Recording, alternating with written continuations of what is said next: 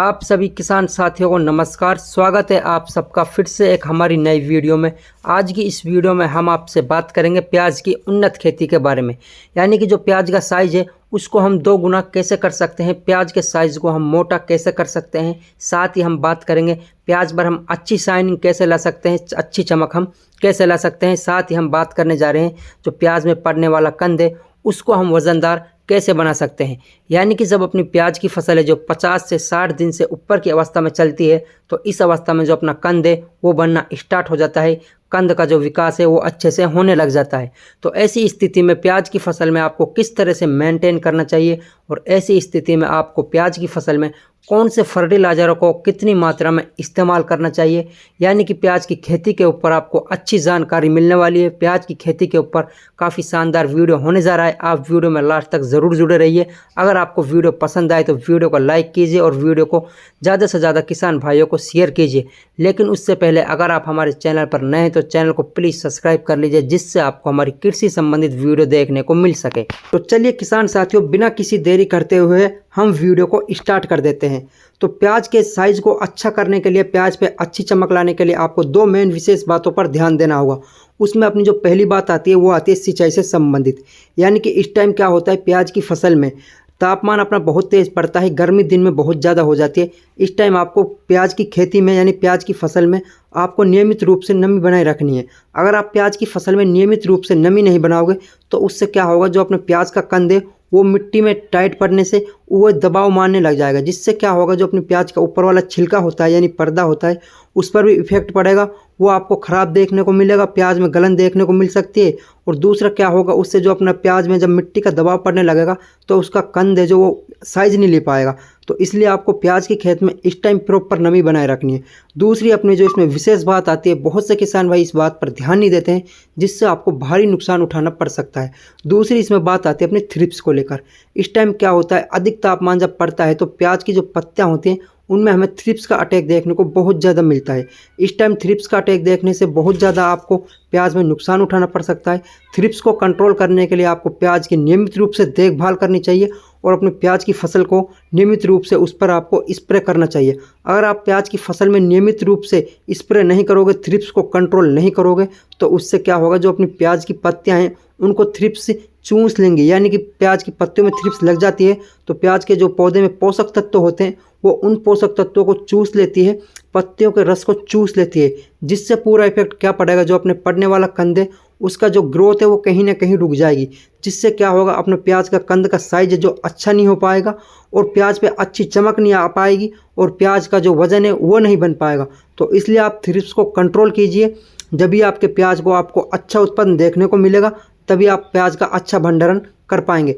तो आपको प्याज के कंद की साइज़ अच्छी करने के लिए, प्याज से अच्छा उपज लेने के लिए आपको इन 2 बातों पर ध्यान देना चाहिए। पहली अपनी हो गई सिंचाई से रिलेटेड और दूसरी हो गई अपने थ्रिप्स से रिलेटेड, या फिर और भी कोई अपनी बीमारियां आ जाती हैं पत्तियों में उनसे रिलेटेड। अगर किसान साथियों आपकी जो प्याज की फसल है 60 से 70 दिन की अवस्था में चल रही है तो आपके लिए वीडियो काफ़ी शानदार होने वाली है।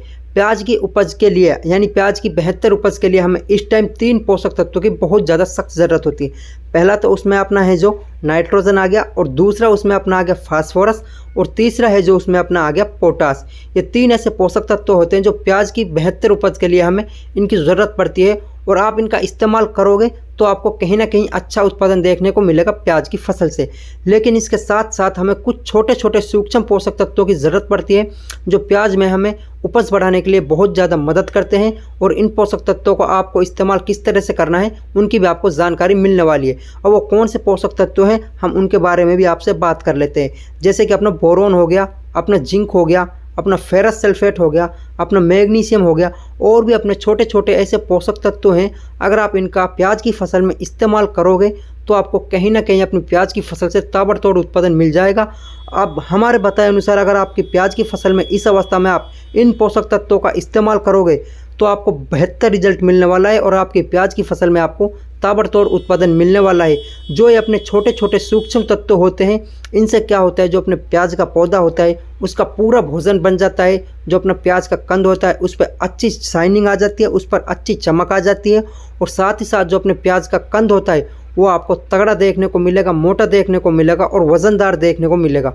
जिससे क्या होगा, आगे चलकर आपको मार्केट में भी प्याज का आपको अच्छा दाम देखने को मिल जाएगा। दोस्तों प्याज की इस स्थिति में अब आपको कौन से फर्टिलाइजरों को कितनी मात्रा में यूज़ करना है, तो सबसे पहले आपको लेना है DAP, जिसमें आपको नाइट्रोजन भी देखने को मिलेगा और आपको साथ ही इसमें फास्फोरस भी देखने को मिल जाएगा।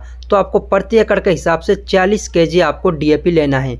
इसके साथ में आपको लेना है DAP के साथ में आपको लेना है पोटास। पोटास दोस्तों अपनी प्याज की फसल के लिए बहुत ज़्यादा फायदेमंद होता है। प्रति एकड़ के हिसाब से आप ले सकते हैं 25 से 30 kg के बीच में आप पोटास ले सकते हैं। पोटास इस टाइम आप प्याज की फसल में यूज़ करोगे तो उससे क्या होगा, जो अपने प्याज का कंद है उस पर अच्छी शाइनिंग आ जाएगी और साथ ही में जो प्याज का आकार है वो आपको अच्छी शेप में देखने को मिलेगा, बल्ब टाइप में अपने प्याज का आकार हो जाएगा और साथ ही में इसमें क्या होगा, जो अपना कंद है वो आपको अच्छा वजनदार देखने को मिलेगा। अब इसमें जो आपको तीसरा आइटम लेना है वो लेना है अमोनियम सल्फेट। इस टाइम दोस्तों आप प्याज की फसल में यूरिया का इस्तेमाल नहीं कर सकते। प्याज की फसल में इस टाइम यूरिया का इस्तेमाल करोगे तो इससे आपको नुकसान होने को मिल सकता है। तो इस टाइम नाइट्रोजन की पूर्ति करने के लिए आप अमोनियम सल्फेट का इस्तेमाल कर सकते हैं। आपको प्रति एकड़ के हिसाब से अमोनियम सल्फेट लेना है, 20 से 25 kg के बीच में अमोनियम सल्फेट आपको ले लेना है। अमोनियम सल्फेट का क्या काम होता है, जो प्याज पर अच्छी ग्रीननेस आ जाती है, पत्ते हैं जो एकदम लस ग्रीन हो जाती हैं, हरी भरी हो जाती हैं और ताज़ा हो जाती हैं और पत्तियों की लंबाई अच्छे से ग्रो हो जाती है। अमोनियम सल्फेट का मेन सबसे अच्छा काम जो होता है, जो अपने प्याज के पौधे में पोषक तत्व होते हैं उन पोषक तत्वों को निचोड़ कर हुए कंद की ओर मोड़ देता है, जिससे क्या होता है, जो अपना कंद है कुछ ही टाइम में जल्दी ग्रो हो जाता है, कंद का जो साइज है वो जल्दी ही फूल जाता है। तो आप प्रति एकड़ के हिसाब से 20 से 25 kg अमोनियम सल्फेट ले लीजिए। अपने 3 आइटम तो हो गए। अब इसमें जो आपको चौथा आइटम लेना है अच्छी उपज के लिए, बेहतर उपज बनाने के लिए आपको लेना है इसमें सागरिका ले लेना है, या फिर आप इसके साथ ले सकते हैं बायोवीटा। दोनों चीज़ एक ही है, ओनली कंपनी का फ़र्क है। सागरिका है जो अपनी भारत कंपनी की है और बायोवीटा है जो अपनी विदेशी कंपनी है। काम वही करती है, काम सेम ही होता है। तो आप इन दोनों में से एक को चूज़ कर सकते हैं जो आपके लिए उपलब्ध हो सके आसानी से, तो आप उसको ले सकते हैं। आपको लेना है प्रति एकड़ के हिसाब से 20 kg लेना है। ये सागरिका ले लीजिए या फिर आप बायोवीटा ले लीजिए, प्रति एकड़ के हिसाब से 20 kg। इन चारों चीज़ों को अच्छे से मिक्स करके सिंचाई करने से पहले अपने खेत में अच्छे से बिजाई कर देनी है, फिर आपको ऊपर से सिंचाई कर देनी है। आपको 5 दिन में काफ़ी अच्छा रिजल्ट देखने को मिलेगा। ये तो हो गई अपने प्याज के कंद को लेकर और प्याज के कंद की अच्छी ग्रोथ को लेकर। अब हम बात कर लेते हैं, इस टाइम हमें ये बीमारी बहुत देखने को मिलती है, जो अपनी प्याज की जड़ होती है उसमें गलन की समस्या दिखती है या फिर अपनी प्याज की जड़ें वो सूखने लग जाती है। तो इस स्थिति में आप क्या कर सकते हैं, IUPL कंपनी के नाम से सांप का एक फंगिसाइड आता है, पाउडर के रूप में आता है नीले कलर का, आप उसका इस्तेमाल कर सकते हैं। प्रति एकड़ के हिसाब से आपको 500 ग्राम ले लेना है और इसी फर्टिलाइजर के साथ मिलाकर आपको उसका भी अच्छे से बिजाई कर देनी है। तो दोस्तों कैसी लगी आपको वीडियो की जानकारी? अगर वीडियो की जानकारी पसंद आए तो वीडियो को लाइक कीजिए। अगर आप चैनल पर नए तो चैनल को प्लीज़ सब्सक्राइब कर लीजिए।